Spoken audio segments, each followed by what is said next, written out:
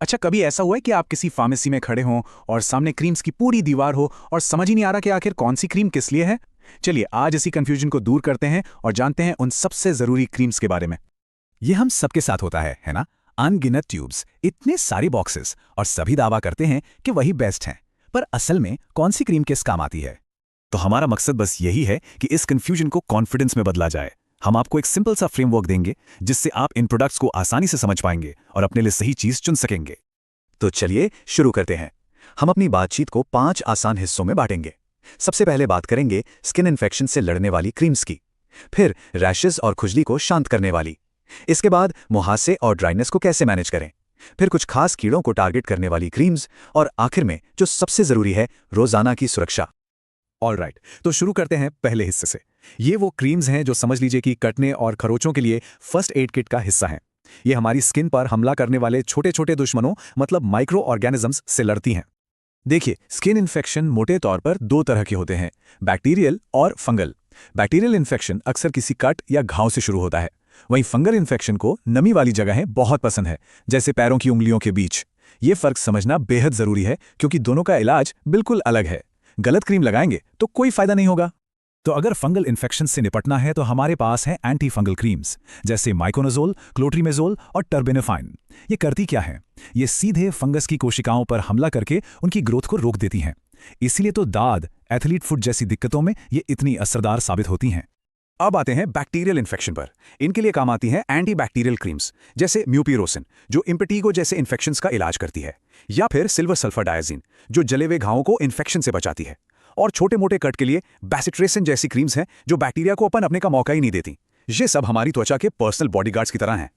चलिए अब आगे बढ़ते हैं अगली कैटेगरी पर। ये वो क्रीम्स हैं जो हमारे शरीर के अपने ही इम्यून रिस्पॉन्स से होने वाली जलन या सूजन से राहत दिलाती हैं। इन्हें हम एंटी इन्फ्लेमेटरी या आम भाषा में स्टेरॉइड क्रीम्स भी कहते हैं। अब ये काम कैसे करती हैं?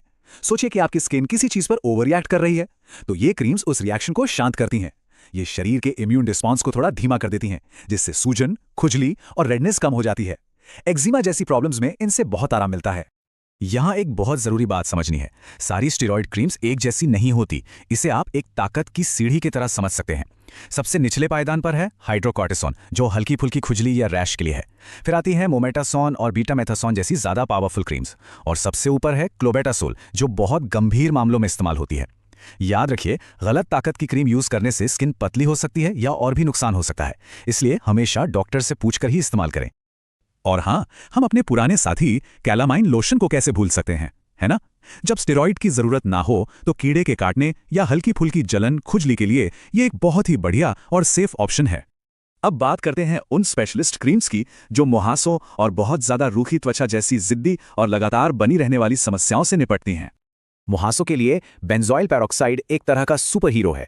ये बैक्टीरिया को मारता है और स्किन का एक्स्ट्रा ऑयल भी कम करता है। वहीं सैलिसिलिक एसिड एक एक्सफोलिएंट की तरह काम करता है, मतलब ये डेड स्किन सेल्स को हटाकर बंद पोर्स को खोलता है, और अगर स्किन बहुत ज्यादा रूखी और पपड़ीदार हो गई है तो यूरिया क्रीम उसे गहराई से नमी देकर फिर से सॉफ्ट बनाने में मदद करती है। ओके, अब एक बहुत ही खास कैटेगरी पर चलते हैं, परजीवी यानी पैरासाइट से होने वाले इन्फेक्शन के इलाज। ये काफी सीधा साधा मामला है। स्केबीज और जूं जैसे त्वचा के कीड़ों के लिए परमेथ्रिन क्रीम सबसे पहला और मुख्य इलाज है, और स्केबीज के लिए एक और ऑप्शन होता है, बेंजिल बेंजोएट क्रीम। तो अभी तक हमने बात की इलाज की, अब इलाज से आगे बढ़कर बात करते हैं बचाव की, यानी प्रिवेंशन की। ये वो क्रीम्स हैं जो एक अच्छी स्किन केयर रूटीन की नींव होती हैं। और इस लिस्ट में सबसे ऊपर है सनस्क्रीन। इसे तो आप बिल्कुल भी इग्नोर नहीं कर सकते। और सिर्फ सनस्क्रीन नहीं, broad spectrum sunscreen. Broad spectrum का मतलब है कि ये यूवीए और यूवीबी दोनों तरह की खतरनाक किरणों से बचाती है। ये सिर्फ आपको सनबर्न से नहीं बचाती, बल्कि लंबे समय में झुर्रियों और स्किन कैंसर के खतरे को भी कम करती है। सनस्क्रीन जितनी ही जरूरी चीज है, मॉइस्चराइजर हमारी त्वचा के लिए ये पानी की तरह है। ग्लिसरॉल जैसी क्रीम्स त्वचा की नमी को अंदर लॉक कर देती हैं और उसे रूखा होने से बचाती हैं।